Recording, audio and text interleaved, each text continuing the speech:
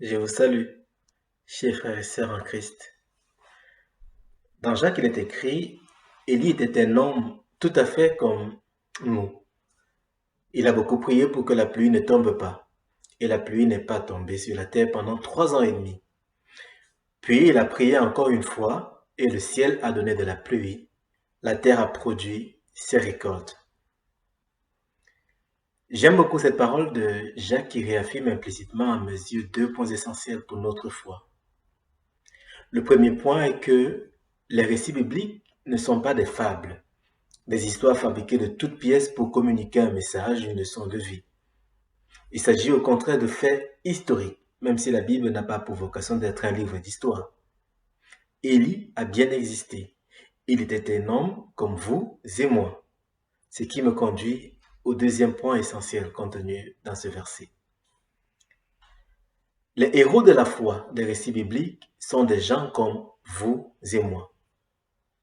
C'est-à-dire qu'ils étaient également sujets à des difficultés liées à leur santé, à leur famille, à l'éducation des enfants ou encore au boulot. Ils devaient aussi faire face à des problèmes financiers, des incertitudes concernant leur avenir, des conflits charnels et spirituels, comme le dit un chant bien connu, crainte au dedans, lutte au dehors. Pourtant, ce sont de tels hommes et femmes limités et imparfaits que le Seigneur a utilisé puissamment pour sa gloire, de la même façon qu'il veut et peut aussi nous utiliser aujourd'hui. Lorsque nous considérons en détail le cheminement des héros de la foi dans la Bible, nous constatons que leur marche à la suite de Christ n'a pas toujours été un long fleuve tranquille, mais ils ont été persévérants jusqu'à la fin, se relevant de chacune de leurs chutes et puisant dans la parole de Dieu les forces qui leur étaient nécessaires pour continuer d'avancer chaque jour. Cela me fait penser à l'apôtre Paul qui nous parle de combat spirituel et de la nécessité de revêtir l'armure qui vient de Dieu. Il me semble qu'il y a dans ce passage de l'apôtre Paul une caractéristique commune à tous les hommes et femmes fidèles qui nous ont précédés à la suite de Christ. Et c'est ce passage que je vous invite à lire maintenant et à commenter. Éphésiens 6, je lis à partir du verset 10 dans la version Bible du Semeur.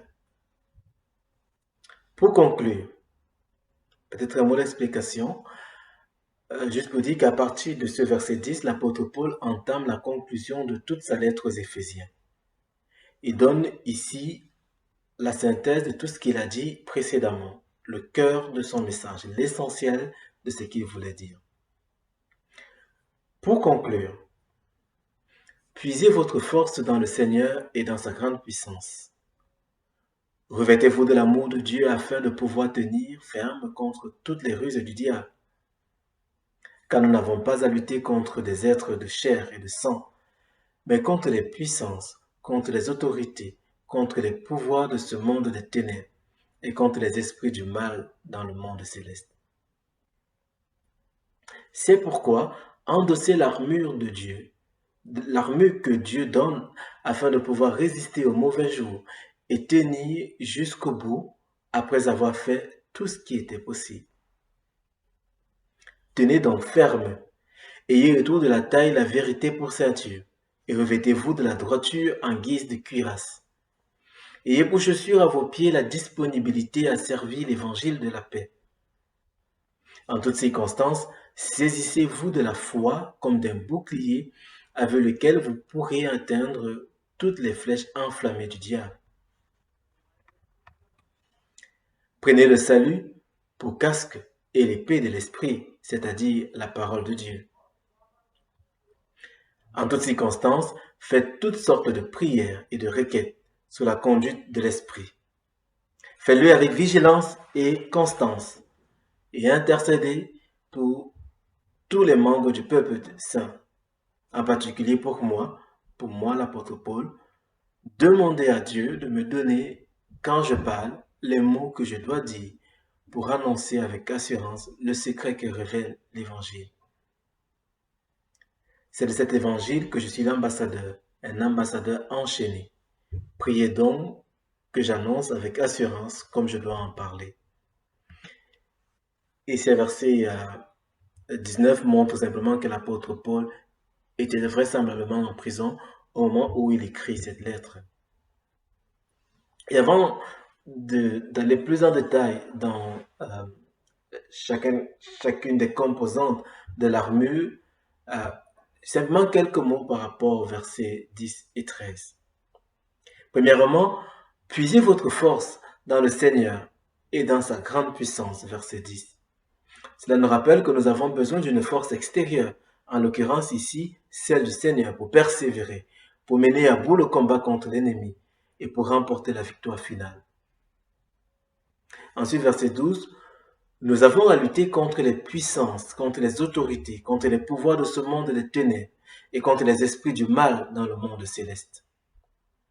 Il y a un certain nombre de sujets dont on ne parle pas assez dans nos milieux évangéliques ici en Europe et que la Bible mentionne pourtant non seulement clairement mais encore avec insistance. Le combat spirituel fait partie de ces sujets. Il est vrai que certains, sincères ou non, mal affermis ou malveillants, dénaturent le message de Paul concernant le combat spirituel, occasionnant beaucoup de dégâts autour d'eux. C'est à leur perte qu'ils font de telles choses, ce qui ne remet pas pour autant en question la réalité du combat spirituel. Et si nous devons être conscients de ce combat spirituel, cette conscience ne doit pas cependant nous emprisonner. Au contraire, Proverbe nous invite à ne redouter ni une terreur soudaine, ni une attaque de la part des méchants, car l'Éternel sera notre assurance et il préservera notre pied de toute embûche. Les versets 11 et 13. Revêtez-vous de l'amour de Dieu afin de pouvoir tenir ferme contre toutes les ruses du diable. Endossez l'armure que Dieu donne afin de pouvoir résister aux mauvais jours et tenir jusqu'au bout après avoir fait tout ce qui était possible.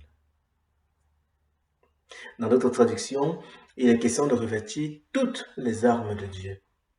L'Église ne doit pas choisir parmi l'armure quelle partie elle doit porter et quelle elle peut ne pas porter. Ce sont toutes les armes qui doivent être prises.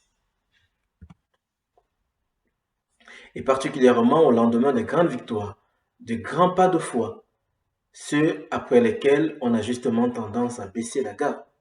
C'est pour ça que l'apôtre dit au verset 13, pour tenir jusqu'au bout après avoir fait tout ce qui était possible. Regardons un peu plus maintenant en détail l'armure qui vient de Dieu. Je ne doute pas que vous avez déjà entendu beaucoup de choses de qualité à ce sujet et je pose quelques questions que vous pouvez arrêter la vidéo pour pouvoir réfléchir à ça ou tout simplement continuer selon que vous jugerez utile. D'abord, la vérité. Ayez autour de la taille la vérité pour ceinture. Jésus a affirmé qu'il était le chemin. Lui était le chemin, la vérité et la vie. Que nul ne pouvait aller au Père sans passer par lui. En dehors de lui, l'Église n'a pas de sens. Elle doit s'accrocher à lui pour tenir dans un monde, il faut le dire, hostile. Et dans l'esprit de Paul, le moyen par excellence dont l'Église dispose pour s'accrocher à la vérité qu'est le Christ, c'est de veiller à ce qu'elle enseigne soit conforme à l'enseignement de Jésus dans la Bible. Lui qui dit, si vous m'aimez, gardez mes commandements. Et Paul va dire quelque part dans Galates que si lui ou un ange venait à dire quelque chose qui était contraire à ce que le Christ avait dit, et bien que lui ou cet ange soit considéré comme anathème, soit rejeté, vivement rejeté. L'herbe sèche, la fleur tombe, mais la parole de notre Dieu subsiste éternellement, dit Ésaïe. Elle reste d'actualité aujourd'hui encore. L'Église doit la diffuser dans sa totalité et dans son intégrité. De son côté, le chrétien individuel doit veiller à s'imprégner de cette parole pour demeurer ferme dans son engagement et être toujours prêt à se défendre avec douceur, certes, et respect, mais à se défendre quand même devant quiconque lui demande raison de l'espérance qui est en lui. Le chrétien individuel doit aussi, et peut-être surtout, veiller à conformer sa vie à ses choix à la parole de Dieu. C'est ainsi que Jacques peut dire, dans la version Parole de vie, montre-moi comment ta foi peut exister sans les actes. Et moi, je vais te montrer par mes actes que ma foi existe. Deuxième composante de l'armure de Dieu, la justice. Revêtez-vous de la droiture ou de la justice, dans d'autres versions, en guise de cuirasse. La cuirasse était faite de plaques articulées de métal. Elle permettait de protéger devant la poitrine du soldat et derrière son dos. C'était son avant et son arrière-garde. Le soldat avait tout intérêt à ne pas l'oublier en allant au combat. Et il valait mieux pour lui que cette cuirasse soit en permanence en bon état. La droiture ou la justice dont il est question ici est bien celle de Dieu et pas celle des hommes, ni de leur morale ou de leur société qui évolue avec les époques et les circonstances. Dans la Bible, on a des exemples tout au long d'hommes et de femmes qui ont dû faire la distinction entre cette droiture et justice qui vient de Dieu et la droiture et la justice de leur société. Et plus près de nous, je pense au pasteur Martin Luther King, du sein de sa prison pour désobéissance civile après une manifestation non violente, écrit en 1960. Chacun a la responsabilité morale de désobéir aux lois injustes. Et encore, une injustice, où qu'elle soit, est une menace pour la justice partout. La cuirasse était la plus belle et la plus brillante partie de la mue du soldat romain. Notre message et notre témoignage seront d'autant plus forts que notre justice sera ferme et fondée sur la justice de Dieu. Puisse-t-il nous venir en aide dans un monde où les valeurs sont de plus en plus perverties. L'Évangile. Ayez pour chaussure à vos pieds la disponibilité à servir l'Évangile de la paix. Je pense aux multiples actions d'évangélisation de notre communauté, dont la plupart a malheureusement dû être suspendues dans le contexte sanitaire actuel. Dieu voulant, certaines de ces activités pourront cependant se tenir ou reprendre, même avec une formule modifiée. La semaine d'activité parmi les enfants de la commune, qui se tiendra plaise à Dieu fin août, les affiches sur les portes de notre bâtiment et de certaines maisons, les cafés croissants découvertes, les études 1 à 1, l'école du dimanche ou d'autres activités, par exemple ces vidéos qui peuvent être consultées à travers le monde. Merci au Seigneur pour toute cette possibilité d'annoncer l'Évangile. Et pour le chrétien individuel, pour chacun de nous, la question est de savoir comment est-ce qu'on peut concrètement, au mieux, dans notre quotidien, continuer à servir l'Évangile de la paix. Ce n'est pas toujours évident, je le reconnais, de témoigner de notre foi, car les gens autour de nous manifestent souvent beaucoup de scepticisme et de préjugés par rapport à ce que nous croyons. C'est déjà un bon début que de pouvoir simplement dire que nous sommes chrétiens. Puisse le Seigneur nous venir en aide dans notre désir d'annoncer l'Évangile, de servir l'Évangile de la paix.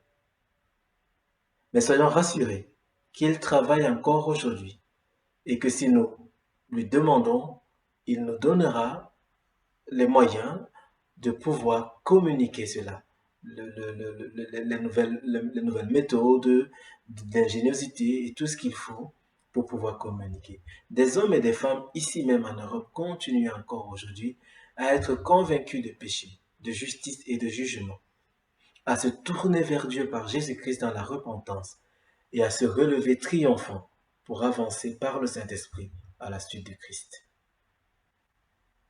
Dieu veille sur son Église et continue à rassembler autour de lui. La foi. En toutes circonstances, saisissez-vous de la foi comme d'un bouclier avec lequel vous pourrez éteindre toutes les flèches enflammées du diable. Qu'est-ce que la foi? Hébreu 11 définit la foi comme étant une ferme assurance des choses qu'on espère, une démonstration de celles qu'on ne voit pas.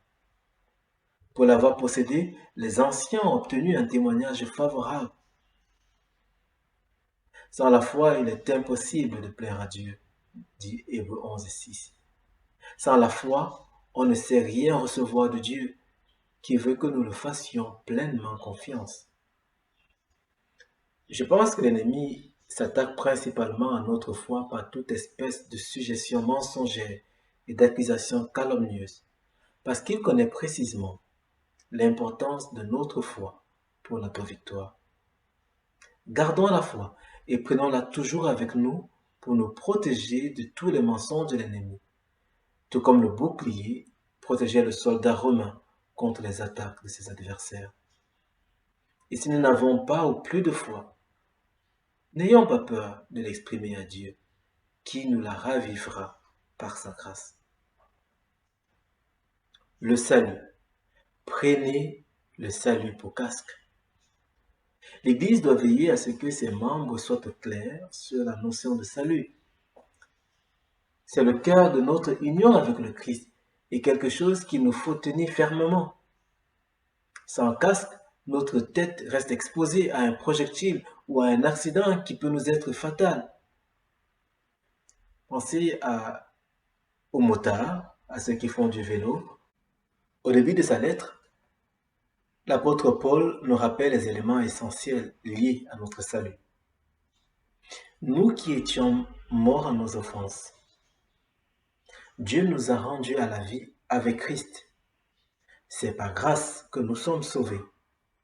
Il nous a ressuscités ensemble et nous a fait asseoir ensemble dans les lieux célestes, en Jésus-Christ, afin de montrer dans les siècles à venir l'infinie richesse de sa grâce par sa bonté envers nous qui croyons.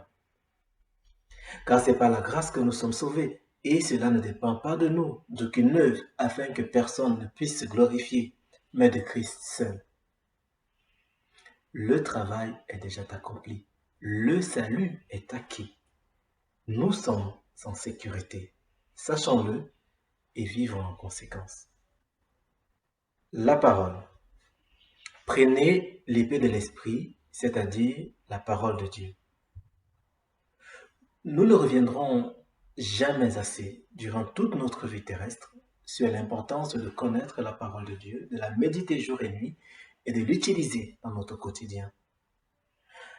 Certains font remarquer que de toutes les composantes de l'armure de Dieu, l'épée est la seule qui peut aussi être offensive.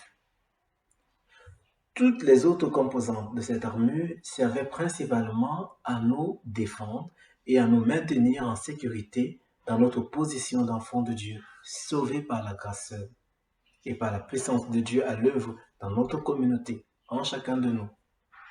L'épée, quant à elle, peut, en plus de nous défendre, nous permettre de porter le coup décisif pour rendre effective notre victoire sur tel ou tel domaine, tel ou tel péché. Pensons par exemple à Jésus et à l'utilisation qu'il a faite de la parole de Dieu, notamment lorsqu'il a été tenté, et pas seulement lorsqu'il a été tenté par le diable dans le désert. Nous, chrétiens, sommes ses imitateurs. Après avoir développé ces différentes composantes de l'armure du chrétien romain que l'apôtre Paul devait probablement avoir soit devant lui, soit en image au moment où il développe cette conclusion de sa lettre, l'apôtre en vient maintenant à la prière. En toutes circonstances, faites toutes sortes de prières et de requêtes sous la conduite de l'Esprit. Il ne compare pas la prière à une arme spécifique. Tout se passe comme si toutes sortes de prières à laquelle il nous appelle vient en accompagnement du revêtement de l'armure qui vient de Dieu. L'apôtre, par là, veut nous sensibiliser à notre dépendance à l'égard de Dieu non seulement pour remporter la victoire finale contre l'ennemi et au fur et à mesure des difficultés que nous rencontrons, mais déjà pour être capable de revêtir l'armure qui vient de Dieu. Tout comme le soldat doit être entraîné au maniement des armes par des experts pour savoir l'utiliser au mieux, nous aussi, nous avons besoin de la grâce de Dieu et de sa sagesse dans l'emploi de son armure. Il ne suffit pas simplement de bonnes résolutions ou de fermes engagements humains pour savoir les revertir et les manier de façon efficiente. Nous avons besoin pour cela du secours de Dieu au risque, malgré nos bonnes intentions, d'être simplement découragés par notre propre médiocrité. Le Christ nous a déjà avertis bien avant l'apôtre Paul sur le fait que même si nos esprits, nos motivations, notre volonté est bien disposée, notre chair reste faible, d'où l'importance de veiller et de prier. Et si vous voulez, vous pourriez prendre quelques temps après cette prédication pour veiller et prier. Quant à moi, je voudrais vous laisser maintenant ici avec les derniers mots de l'apôtre Paul dans la lettre aux Éphésiens. Que la grâce soit avec vous, avec tous ceux qui aiment notre Seigneur Jésus d'un amour illatérable. Amen.